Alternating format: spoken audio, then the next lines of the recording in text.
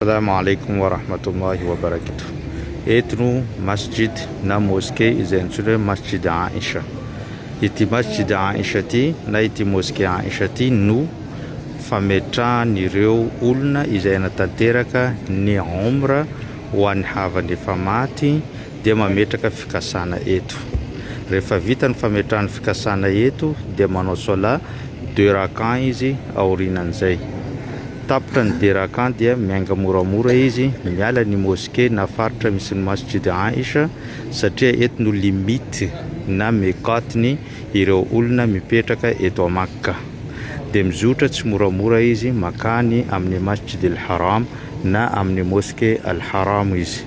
Dia manomboka eo ny tawafo ary vita tawafo dia manao solat rakan-teny eo amin'ny maqam Ibrahim. Aorinan'izay izy dia manao ny fivezivezena eo anelanelany tendrombohitra Safa sy Marwa dia vita zay dia tapitra ny omra ny olona izay maty izay nataony. Amin'izao volana Ramadan zao dia maro ny olona manao an'izany omra izany ka anisany somary manatara kely ny omra ny fahamaroan'olo amin'ny alina, amin'ny atoandro, amin'ny fotoana rehetra dia somary manahirana. Ka mangataka amin'ny antsika jiaby izay efa nanana ray aman-dreny nodimandry dia hanao ny omran'izy ireo, na ihany koa isika izay mbola tsy nanao omra dia hanatanteraka an'izany tsy ho ela insha Allah. Assalamu alaikum wa rahmatullahi wa barakatuh.